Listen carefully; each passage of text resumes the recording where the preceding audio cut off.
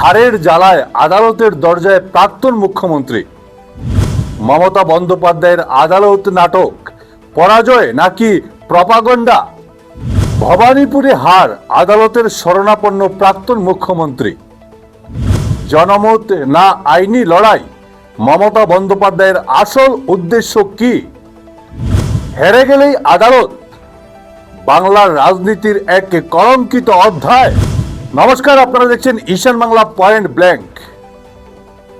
জনগণের রায় নাকি ষড়যন্ত্রের জাল? ভোটের বাক্সে যখন হার নিশ্চিত, তখন গণতন্ত্রের মঞ্চ ছেড়ে আদালতের করিডোরে আশ্রয় নেওয়া কি পরাজয় মানার অক্ষমতা, নাকি হারের লজ্জা ঢাকতে সাজানো এক মহা নাটক? গত মঙ্গলবার দেশ সাক্ষী থাকলো এক নজিরবিহীন দৃশ্যের। পশ্চিমবঙ্গের প্রাক্তন মুখ্যমন্ত্রী মমতা বন্দ্যোপাধ্যায় সশরীরে হাজির হলেন কলকাতা হাইকোর্টে। কেন? কারণ ভবানীপুর আসনের ফলাফল কিছুতেই তার হজম হচ্ছে না। হারের বিষাদ যখন কুরে কুরে খাচ্ছে, তখন জনগণের দেওয়া রায়কে তোয়াক্কা না করে তিনি সোজা বেছে নিলেন আইনি মারপেচের গোলক ধাঁধা। মমতার দাবি, ভোট গণনায় নাকি কারচুপি হয়েছে। সোজা কথায় বলতে গেলে তিনি বলতে চাইছেন, আমি হারিনি, আমাকে হারানো হয়েছে। একবার ভাবুন তো, নির্বাচনের ময়দানে যখন হারতে হয়, তখন কি হেরে যাওয়াটাই গণতন্ত্রের শেষ কথা নয়? কিন্তু মমতা বন্দ্যোপাধ্যায় বারবার একই চিত্রনাট্য লিখছেন। নন্দীগ্রামের পর ভবানীপুর, যে কোনো পরাজয় এলেই তার একমাত্র গন্তব্য এই আদালত।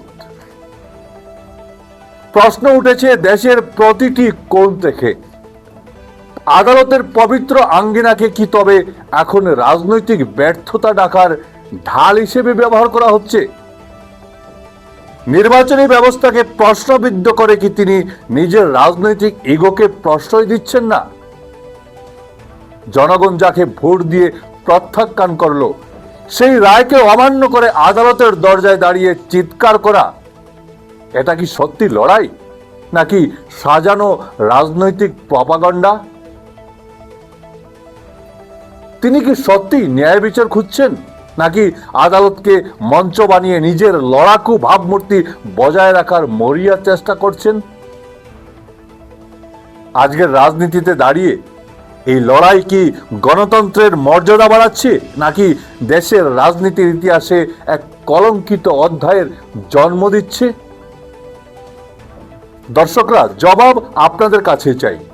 হারের পর আদালতের এই দৌড়াদৌড়ি কি সত্যি ন্যায়সঙ্গত, নাকি এটি নিছক পরাজয়ের ভয়ের নাটক? কমেন্ট বক্সে ঝড় তুলুন আপনাদের উত্তপ্ত মন্তব্যে। ভিডিও সম্পাদনায় আমার সঙ্গে ছিলেন বঙ্কিম সোনার। ধন্যবাদ, ভালো থাকুন, সুস্থ থাকুন।